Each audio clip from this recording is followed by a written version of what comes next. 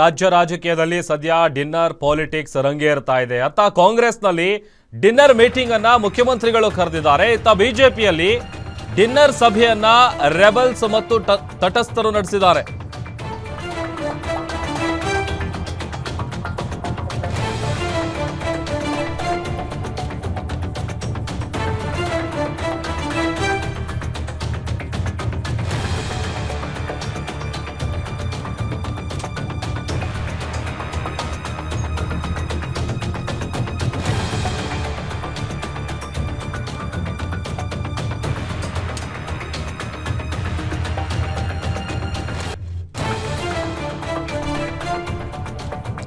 ರಾಜ್ಯ ರಾಜಕೀಯದಲ್ಲಿ ಸದ್ಯ ಡಿನ್ನರ್ ಪಾಲಿಟಿಕ್ಸ್ ರಂಗೇರ್ತಾ ಇದೆ.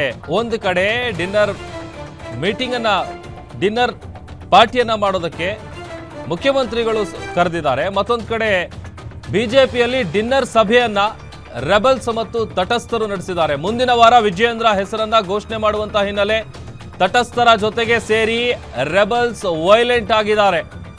ಒಂದೇ ದಿನ ಭಿನ್ನಮತೀಯರ ಡಬಲ್ ಮೀಟಿಂಗ್. ಕುಮಾರ್ ಬಂಗಾರಪ್ಪ ನಿವಾಸದಲ್ಲಿ ಮೊದಲ ಸಭೆ, ನಂತರ ತಟಸ್ಥ ಬಣದ ಜೊತೆ ಖಾಸಗಿ ಹೋಟೆಲ್ನಲ್ಲಿ ಮೀಟಿಂಗ್.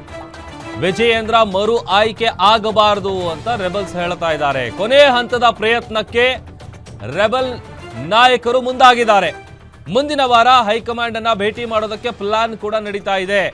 ಕೊನೆ ಬಾರಿಗೆ ಹೈಕಮಾಂಡ್ಗೆ ತಮ್ಮ ನಿಲುವನ್ನ ರೆಬಲ್ಸ್ ನಾಯಕರು ತಿಳಿಸೋದಕ್ಕೆ ಸಜ್ಜಾಗ್ತಾ ಇದ್ದಾರೆ. ಸದ್ಯ ಡಿನ್ನರ್ ಪಾಲಿಟಿಕ್ಸ್ ರಾಜ್ಯ ರಾಜಕೀಯದಲ್ಲಿ ತಾರಕಕ್ಕೇರ್ತಾ ಇದೆ. ಒಂದ್ ಕಡೆ ಮುಖ್ಯಮಂತ್ರಿಗಳು ಡಿನ್ನರ್ ಮೀಟಿಂಗ್ ಕರೆದಿದ್ದಾರೆ. ಮತ್ತೊಂದು ಕಡೆ ಬಿಜೆಪಿಯಲ್ಲಿ ರೆಬಲ್ಸ್ ಅಂತ ಯಾರು ಗುರುತಿಸ್ಕೊಂಡಿದ್ದಾರೆ, ತಟಸ್ಥರು ಯಾರಿದ್ದಾರೆ, ಅವರೆಲ್ಲರೂ ಕೂಡ ಸಭೆಯನ್ನ ಮಾಡ್ತಾ ಇರೋದು ಮತ್ತೊಂದು ಕಡೆ ಬೆಳವಣಿಗೆ ಆಗ್ತಾ ಇದೆ.